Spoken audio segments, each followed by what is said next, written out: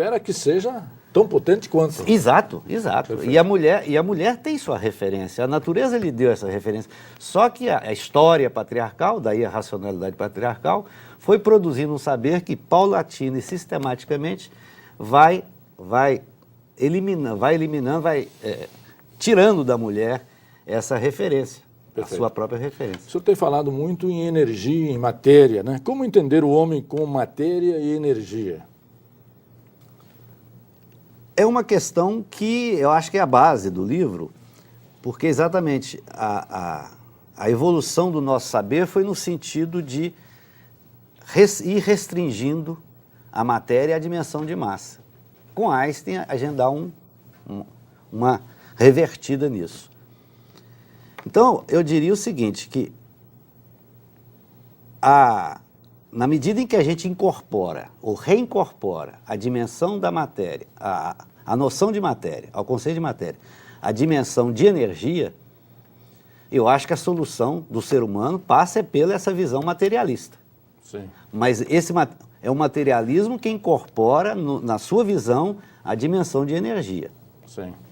E essa energia seria o quê? Seria, digamos, uma leitura freudiana, energia, libido sexual ou não?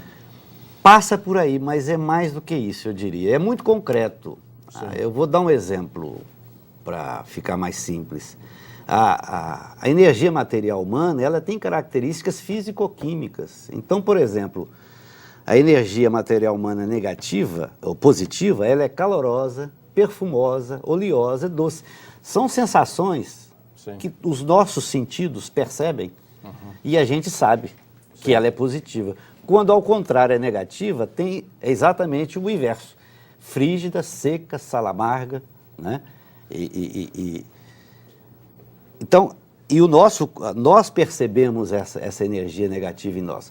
Só que a cultura, chamada a nossa civilização, ela avança e evolui no sentido não de saber lidar e desfazer dessa energia negativa, e sim no sentido de conviver com ela.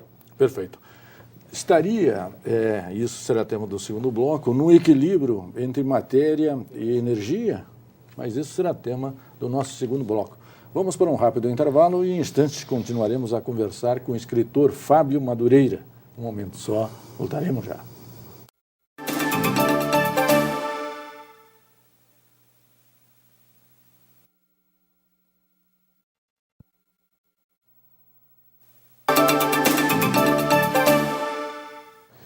Opinião Minas está de volta. Conversamos com o escritor Fábio Madureira. O tema da nossa conversa é cultura patriarcal e sabedoria popular.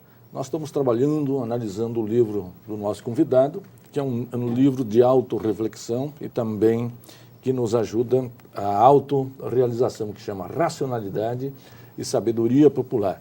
Nós exploramos um pouco a diferença entre racionalidade patriarcal e também a sabedoria popular, em que medida, digamos, a sabedoria popular nos ajuda a vislumbrar alternativas de realização e de autoconhecimento. E, ao mesmo tempo, pensamos o homem como matéria e como energia. Estaria exatamente no equilíbrio da visão como matéria e energia exatamente o segredo, o bem viver da vida? Eu acho que na medida em que o homem, e esse vai ser o caminho, as ciências exatas já estão aí para nos indicar esses sinais, a hora que o ser humano recuperar, na sua visão de mundo, essa dimensão da energia que está na matéria, a gente muda de paradigma, de conhecimento.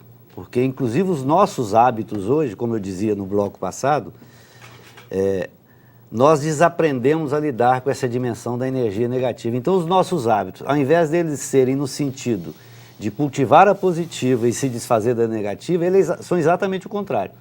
Sim. Os nossos hábitos são muito mais no sentido de conviver, a partir do momento que a gente incorpora, conviver com essa energia que nos faz mal, que é a base, porque essa energia material humana, negativa, ela é a matéria-prima de todos os nossos comportamentos, sim, de todos os nossos processos mentais, físicos, espirituais, emotivos. Sim, mas aí, de onde provém, como se produz e como se acumula essa energia negativa? Eu diria que a base é a sexualidade. a produção, porque é onde o homem produz e reproduz a vida. Sim. Ele produz uma vida nova e pode reproduzir uma nova vida. E essa, daí chamar energia vital, não é? Eu diria que, então, a produção é na sexualidade. Só que ela é a base, como ela é a matéria-prima de todas as outras áreas do nosso comportamento, termina que ela determina, por exemplo, toda a nossa ação no sentido de reprodução de energia. Aqui estaria a sua maior influência do Freud, onde, quisermos, civilização é vista como repressão e exatamente repressão da libido humana? Eu diria que o Freud, nesse sentido, ele tem muita razão, que a civilização ela se assenta na repressão ao desejo. Só que nós temos que entender por que a civilização ela se assenta na repressão ao desejo. É exatamente por não conhecer a dinâmica e o funcionamento desse desejo. Na medida em que a gente não conhece, não sabe como funciona a dimensão da energia que está na matéria, a gente termina não conhecendo como é que funciona o desejo.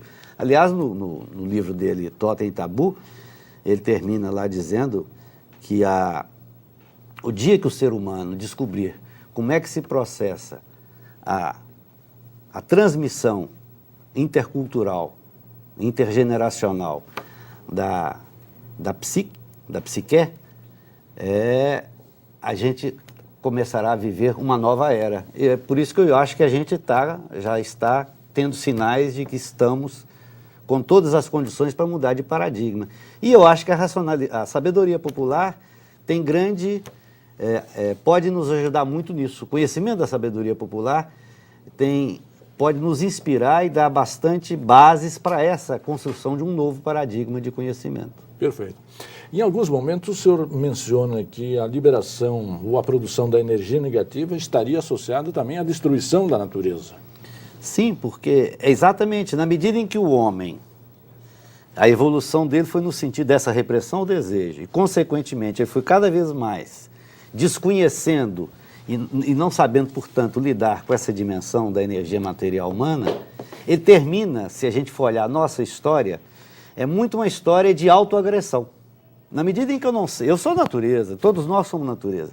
Na medida em que eu não sei como minha natureza funciona, e toda a minha formação é no sentido de desconhecê-la, eu termino por, ao me relacionar comigo e com outro, agredindo a natureza. Sim. Daí, inclusive, no lançamento lá do livro, eu lancei também um chamado Manifesto Egológico, e eu falo disso um pouco no livro, que eu acho que a egologia é um pouco isso, e ela nasce um pouco, esse conceito...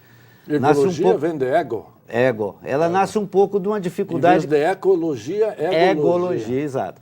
Nasce um pouco de uma dificuldade que a gente tinha nas discussões, porque todo mundo admite que o egoísmo é um defeito. Sim. O egocentrismo, por sua vez, também chega a ser um defeito.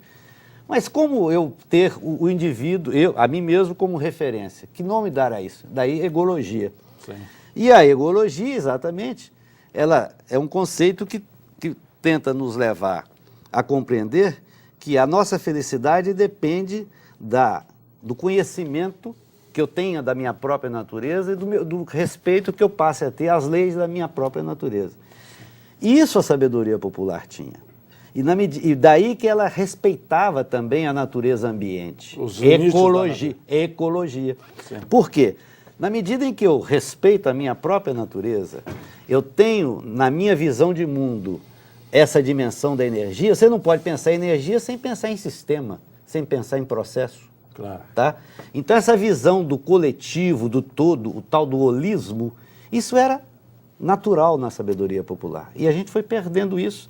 Então, eu diria o seguinte, e a gente está aí hoje com o planeta em febre, né? Esses dias mesmo a gente está tendo aí, ontem foi ontem, né? O prêmio Nobel. Sim, do Al Gore, né? E lá alertando, se o ser humano não mudar sua relação com a natureza, com o planeta, é autodestruição da própria raça. E eu digo